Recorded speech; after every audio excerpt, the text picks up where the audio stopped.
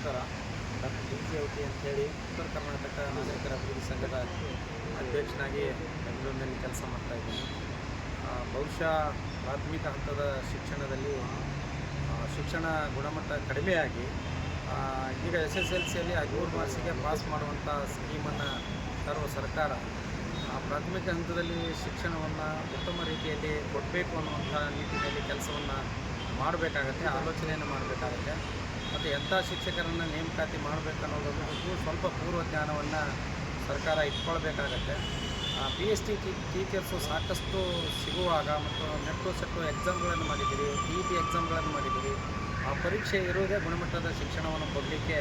ಪರೀಕ್ಷೆ ಮಾಡಿ ಪಾಸಾದವ್ರನ್ನು ಬಿಟ್ಟು ಅತಿಥಿ ಶಿಕ್ಷಕರುಗಳಲ್ಲಿಯೂ ಕೂಡ ತಮಗೆ ಬೇಕಾದ ವ್ಯಕ್ತಿಗಳನ್ನು ನೇಮಕಾತಿ ಮಾಡಿಕೊಳ್ಳುವಂಥ ವ್ಯವಸ್ಥೆ ತಳ ಹಂತದಲ್ಲಿದೆ.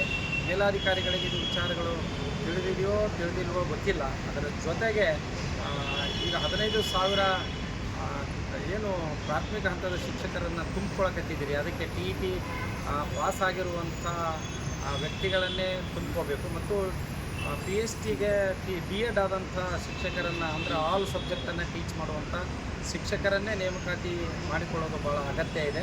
ಅಂದರೆ ಬೇಸಿಕ್ ಎಜುಕೇಷನ್ನು ಆಯಿತು ಅಂದರೆ ಮಕ್ಕಳಿಗೆ ಮತ್ತು ಪ್ರೌಢಶಾಲೆಯಲ್ಲಿ ಮತ್ತು ಹಿರಿಯ ಪ್ರಾಥಮಿಕ ಶಾಲೆಯಲ್ಲಿ ಹೆಚ್ಚಿನ ರೀತಿಯಲ್ಲಿ ಗುಣಮಟ್ಟದ ಶಿಕ್ಷಣ ಬರಲಿಕ್ಕೆ ಸಾಧ್ಯತೆ ಇದೆ. ಹಾಗಾಗಿ ನಮ್ಮೆಲ್ಲರ ಒತ್ತಾಯ ಒಂದೇ, ಪ್ರಾಥಮಿಕ ಹಂತದ ಶಿಕ್ಷಣದಲ್ಲಿ 1ರಿಂದ 5ನೇ ತರಗತಿಯಲ್ಲಿ ಕಡ್ಡಾಯವಾಗಿ ಅಂದರೆ ಅರ್ಥ ಮಾಡ್ಕೊಳ್ಳಿ, ಇವರು ಒಂದು TCH ಆದವ್ರನ್ನ ಅಥವಾ D.Ed ಆದವ್ರನ್ನ ನೇಮಕಾತಿ ಮಾಡ್ಕೋಬೇಕು. ಆದರೆ ಪರೀಕ್ಷೆಯಲ್ಲಿ TETಯಲ್ಲಿ ಪಾಸ್ ಆದವ್ರನ್ನೇ ತಗೊಳ್ಳಿ, ಬೇಡ ಅನ್ನಲ್ಲ, ಅದರಲ್ಲಿ ಮ್ಯಾರಿಟ್ ಆದವ್ರು ತಗೊಳ್ಳಿ. ಅದರ ಜೊತೆಗೆ ಅಲ್ಲಿ ಮ್ಯಾರಿಟ್ ಆದವ್ರಿಗೆ ಸರ್ಕಾರಿ ಶಾಲೆಗಳಲ್ಲಿ ಹುದ್ದೆಗಳು 15,000 ಹುದ್ದೆಗಳು ನಿಮಗೆ ಸಿಗುತ್ತೆ.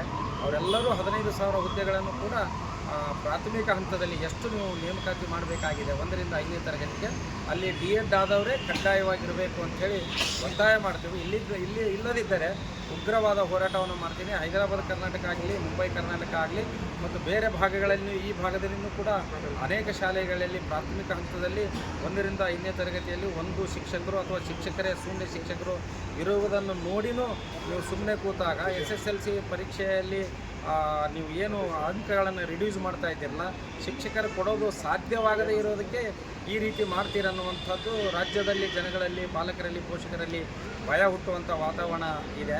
ಮಕ್ಕಳು ಸಸಿಯಾಗಿದ್ದಾಗೆ ಒಳ್ಳೆಯ ಗೊಬ್ಬರವನ್ನು ಕೊಟ್ಟು ಬೆಳೆಸಬೇಕಾಗಿದ್ದು ಅರ್ಥ ಆಗಿದೆ, ಮುಂದೆ ಫಲ ಕೊಡ್ತವೆ. ಇಲ್ಲ ಅಂದರೆ ಗಿಡ ಅನ್ನುವಂಥದ್ದು, ಮಗು ಅನ್ನುವಂಥದ್ದು ಮರಗಿಡ ಆಗುವಂಥದ್ದು ಅಥವಾ ಒಣ ಮರ ಆಗುವುದರಲ್ಲಿ ಸಂಶಯನೇ ಇಲ್ಲ. ದಯಮಾಡಿ ಈಗಲಾದರೂ ಎಚ್ಚೆತ್ತುಕೊಂಡು 15,000 ಶಿಕ್ಷಕರನ್ನು ಏನು ನೇಮಕ ಮಾಡ್ತೀರಿ ಅದೆಲ್ಲವೂ ಪೂರ್ವ ಪ್ರಾಥಮಿಕ ಹಂತದಲ್ಲಿ ಏನು ನೇಮಕಾತಿ ಮಾಡ್ತಾ ಇದ್ದೀರಲ್ಲ ಅದನ್ನು ಕಡ್ಡಾಯವಾಗಿ ನಮ್ಮ PST ಟೀಚರ್ಸ್ನೇ ತುಂಬ್ಕೋಬೇಕಂಥೇಳಿ ನಾವು ಒತ್ತಾಯವನ್ನು ಮಾಡ್ತಾಯಿದ್ದೀವಿ.